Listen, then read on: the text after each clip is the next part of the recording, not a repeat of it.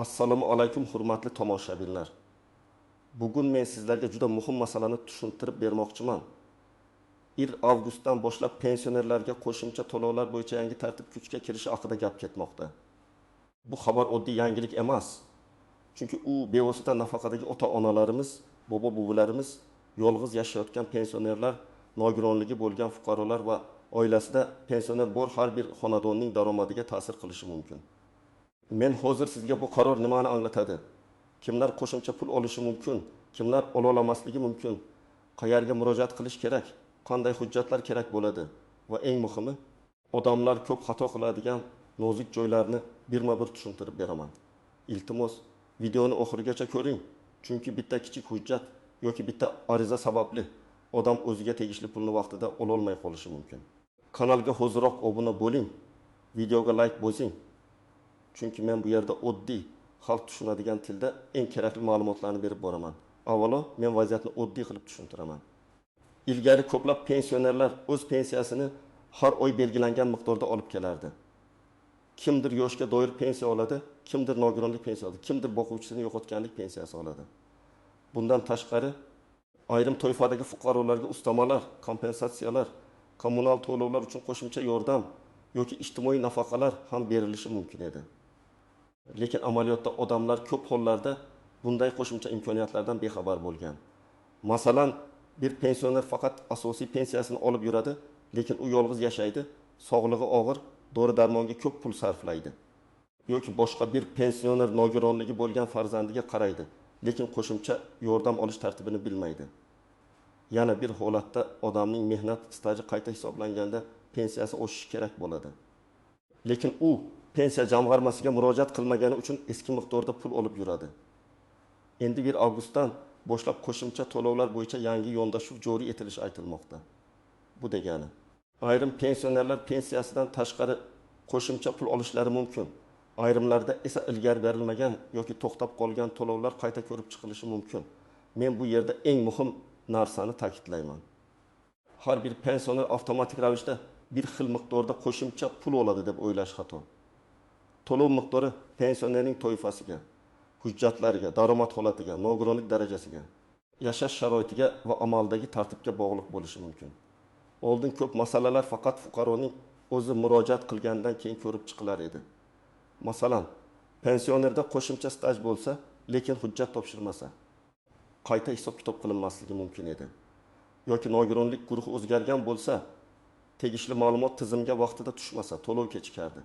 Yoki kishi yolg'iz pensioner sifatida ijtimoiy yordamga muhtoj bo'lsa, mahalla, ijtimoiy xizmat, pensiya jamg'armasi va boshqa idoralar o'rtasida ma'lumotlar to'liq mos kelmagani uchun odam kutib qolardi.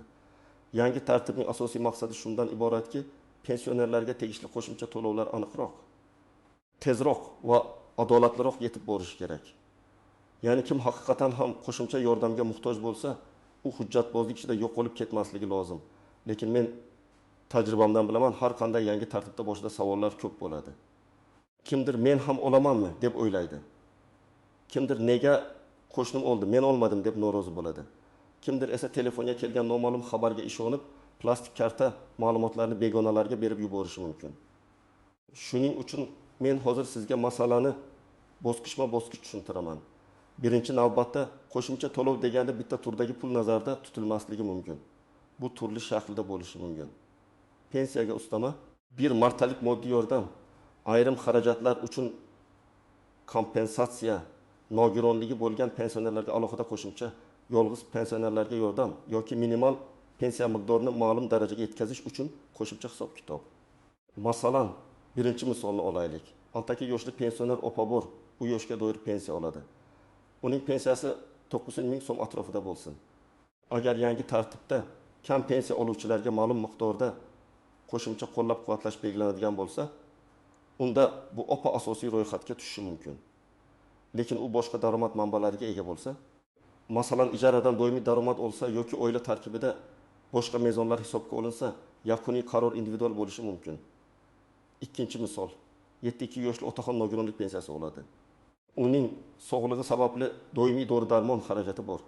Agar u tibbiy xulosa, nogironlik guruhi haqidagi ma'lumot va amaldagi pensiya hujjatlarini to'g'ri rasmiylashtirgan bo'lsa, qo'shimcha to'lovlar bo'yicha imtiyozli toifaga kirish ehtimoli yuqori bo'ladi.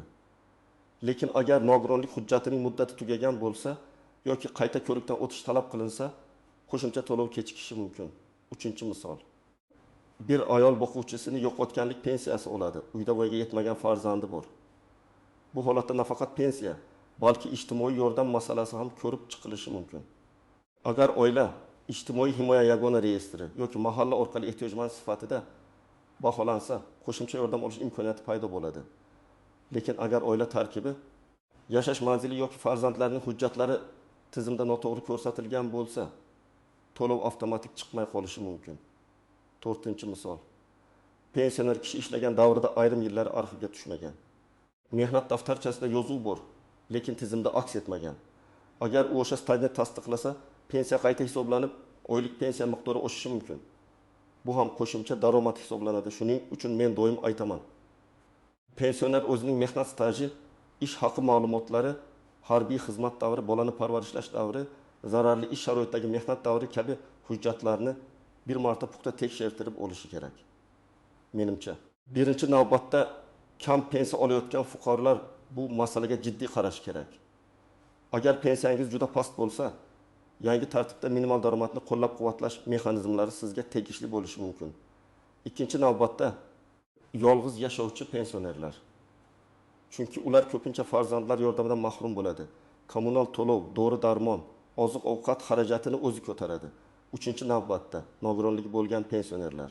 4-navbatda boquvchisini yo'qotganlik bo'yicha pensiya oluvchilar va ijtimoiy himoyaga muhtoj oilalar.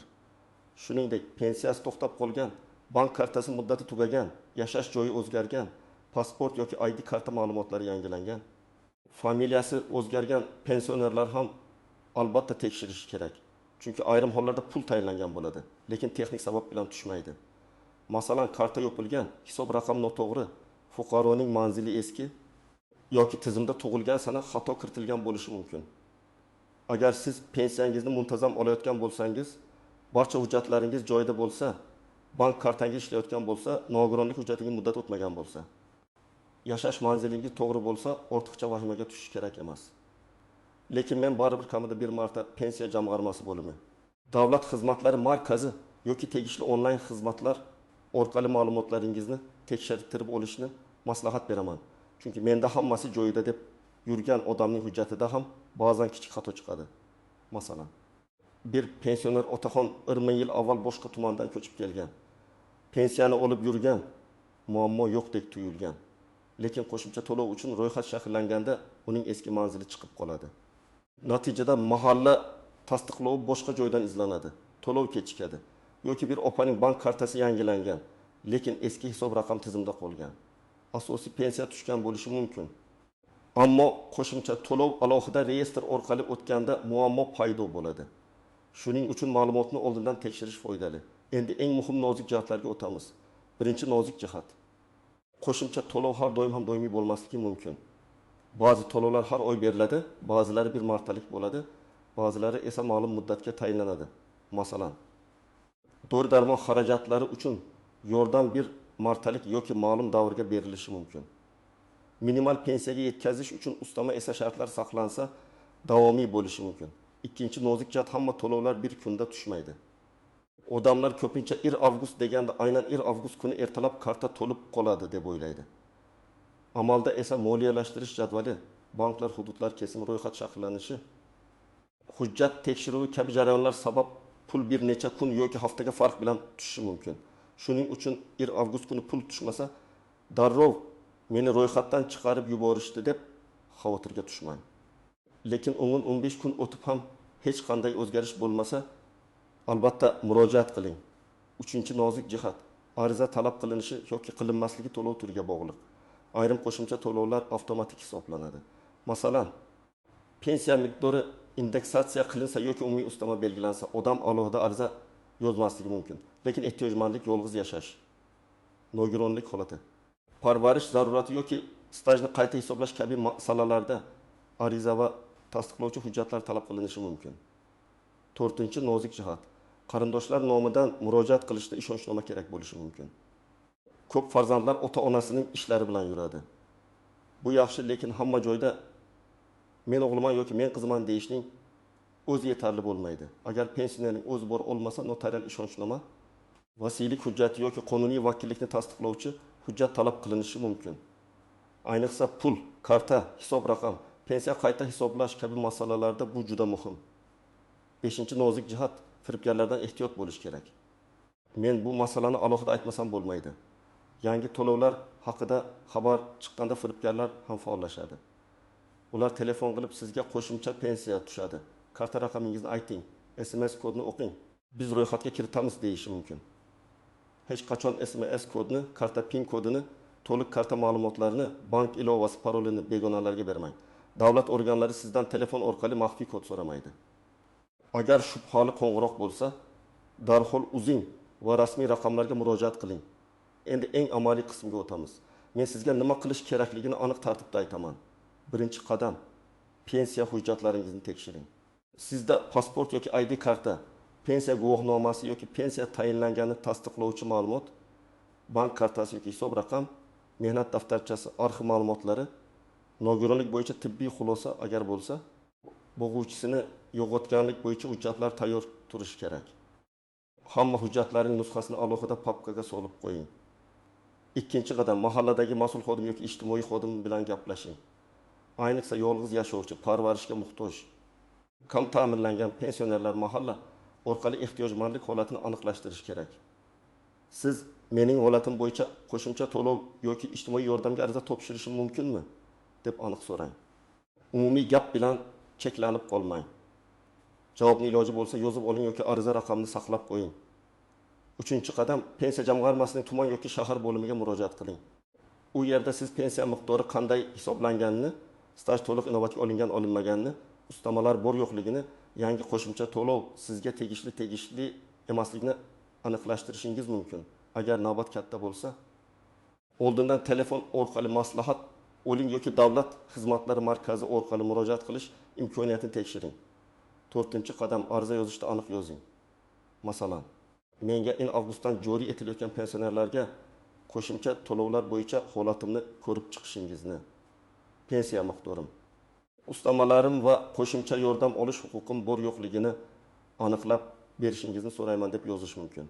Agar siz stajni qayta hisoblatmoqchi bo'lsangiz, arizada mehnat stajimga oid qo'shimcha hujjatlarni inobatga olgan holda pensiyamni qayta hisoblab berishingizni so'rayman deb ko'rsating. 5-qadam, arizangiz qabul qilinganini tasdiqlovchi hujjat oling. Bu juda muhim. Og'zaki murojaat qildim deyish keyin isbot bo'lmaydi. Ariza raqami qabul qilingan sana mas'ul tashkilot nomi sizda bo'lsin. Agar elektron murojaat qilsangiz, skrinshot yoki murojaat raqamini saqlang. Agar davlat xizmatlari markaziga topshirsangiz, kvitansiyani yo'qotmang. 6-qadam, bank kartangizni tekshiring. Karta muddati tugamaganmi? Hisob raqam faolmi? SMS xabarnoma ishlayaptimi? Bank ilovasida cheklov yo'qmi? Shularni aniqlang. Ba'zan odam to'lov tayinlanganini bilmaydi, chunki karta bloklangan bo'ladi. Yoki karta yo'qolgan, yangisini olgan, lekin yangi hisob pensiya tizimiga kiritilmagan bo'ladi. Bunday vaziyatda bank va pensiya jamg'armasi o'rtasida ma'lumotni yangilash kerak. 7-qadam, agar rad javobi olsangiz, sababini yozma oling. Sizga tegishli emas degan og'zaki javob yetarli emas. Qaysi bankka ko'ra rad etildi? Qaysi hujjat yetishmayapti? Qanday shart bajarilmagan? Bularni bilish kerak. Chunki ko'p hollarda muammo hal bo'ladigan bo'ladi. Masalan, bitta arxiv ma'lumoti yetishmaydi. Bitta tibbiy xulosa yangilanmagan bo'ladi. Yoki oila tarkibi noto'g'ri ko'rsatilgan bo'ladi. Sababni bilsangiz, uni tuzatishingiz mumkin. Tasavvur qiling, 75 yoshli bu yolg'iz yashaydi. Pensiyasi 1 million so'm atrofida. Kommunal to'lovlar, oziq-ovqat, dori-darmon xarajatidan keyin qo'lida deyarli pul qolmaydi. Agar yangi qo'shimcha to'lov ehtiyojmand yolg'iz pensionerlarga qaratilgan bo'lsa, bu mahallaga murojaat qilib, yolg'iz yashash holatini tasdiqlatishi, tibbiy xarajatlari bo'yicha hujjatlarini tayyorlashi va pensiya jamg'armasidan o'z toifasini tekshirtirishi kerak. Agar u hech kimga murojaat qilmasa, tizimda farzandlari bilan bir manzilda ko'rsatilgan bo'lsa, yordam kechikishi mumkin. Yana bir misol, 63 yoshli erkak pensiyaga chiqqan, lekin 1990 yillardagi ish staji arxivda bor, pensiya hisobida esa to'liq aks etmagan. U har oy 1 million 200 ming so'm oladi. Agar qo'shimcha staj tasdiqlansa, pensiyasi masalan %200 ming so'mga oshishi mumkin. Bu bir oyda katta tuyulmasligi mumkin. Lekin bir yilda 1 million 200 mingdan 2 million 400 ming so'mgacha qo'shimcha daromad degani. Shuning uchun stajni tekshirtirish juda foydali. 3-vaziyat. Nogironligi bo'lgan, pensiyalarning guruh muddatsiz emas, ma'lum muddatga berilgan. Muddat tugagan, lekin oila buni sezmagan. Natijada qo'shimcha ustama vaqtincha to'xtashi mumkin. Bunday holatda tibbiy mehnat ekspertiza komissiyasi yoki tegishli tibbiy tartib bo'yicha hujjatlarni yangilash zarur bo'ladi. Men doim maslahat beraman, nogironlik hujjatining muddatini telefoningizga eslatma qilib yozib qo'ying. Muddat tugashidan oldin harakat qiling. Yana bir holat. Pensioner chet elga farzandlari oldiga ketgan yoki boshqa viloyatda vaqtincha yashayapti. Bunday vaziyatda pensiya olish tartibi, yashash manzili, bank kartasidan foydalanish, shaxsni tasdiqlash kabi masalalar muhim bo'ladi. Agar tizimda pensioner uzoq vaqt faol emasdek ko'rinsa yoki tasdiqlash talab qilinsa, to'lovlar kechikishi mumkin. Shu sababli uzoq muddat boshqa joyda yashayotgan pensionerlar ham o'z ma'lumotlarini yangilab qo'yishi kerak. Ko'pchilik so'raydi, qo'shimcha to'lov hammaga beriladimi? Men shunday javob beraman. To'lov turi va shartlariga qarab. Agar umumiy pensiya oshirilishi bo'lsa, keng doiradagi pensiyalarga taalluqli bo'lishi mumkin. Agar ehtiyojmandlik yoki maxsus toifa bo'yicha bo'lsa, faqat mezonlarga mos kelganlar oladi.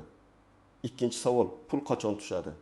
Belgilangan sana 1 avgust bo'lsa ham, amaliy tushum hudud, bank, ro'yxat va moliyalashtirish jadvaliga bog'liq bo'lishi mumkin. Birinchi kun tushmasa, vahima qilmang, lekin kechikish cho'zilsa, rasmiy murojaat qiling. Uchinchi savol. Ariza bermasam ham olamanmi? Avtomatik to'lovlarda arizasiz ham tushishi mumkin. Lekin shaxsiy holatingizni tasdiqlash kerak bo'lsa, ariza va hujjat talab qilinadi. Shuning uchun o'z toifangizni aniqlashtiring. 4-savol. Farzandim mening nomimdan bo'lishi mumkinmi? Mumkin, lekin ayrim holatlarda ishonchnoma yoki qonuniy vakillik hujjati kerak bo'ladi. Ayniqsa pul va qayta hisob-kitob masalalarida hujjat talab qilinishi tabiiy. 5-savol. Agar menga tegishli pulni bermasa nima qilaman? Avval sababini yozma oling. Keyin yuqori turuvchi tashkilotga davlat xizmatlari orqali yoki rasmiy portal orqali murojaat qiling. Hujjatlaringiz to'liq bo'lsa, masalani qayta ko'rib chiqishni so'rashingiz mumkin. Hurmatli tomoshabinlar, avgustdan pensionerlarga qo'shimcha to'lovlar masalasi juda muhim. Men bugun sizga asosiy narsani tushuntirdim. Hamma bir xil pul oladi deb o'ylamaslik kerak. To'lovlar pensionerning toifasi, hujjatlari va holatiga bog'liq bo'lishi mumkin. Eng to'g'ri yo'l hujjatlarni tekshirish mahalla yoki ijtimoiy xodim bilan maslahatlashish. Pensiya jamg'armasiga aniq murojaat qilish, ariza raqamini saqlash va bank kartasini tekshirtirish. Agar sizning oilangizda pensioner bo'lsa, bu ma'lumotni albatta ularga yetkazing. Bitta tekshiruv, bitta ariza yoki bitta yangilangan hujjat sababli odam o'ziga tegishli qo'shimcha pulni vaqtida olishi mumkin. Izohlarda yozing. Sizning hududingizda 1 avgustdan qo'shimcha to'lovlar bo'yicha qanday xabarlar bor? Pensiyangizga qo'shimcha tushdimi yoki hali kutyapsizmi? Videoga like bosing, kanalga obuna bo'ling va yaqinlaringizga ulashing. Men esa keyingi videolarda pensiya, nafaqa, ijtimoiy yordam va imtiyozlar bo'yicha eng zarur ma'lumotlarni sodda tilda tushuntirishda davom etaman.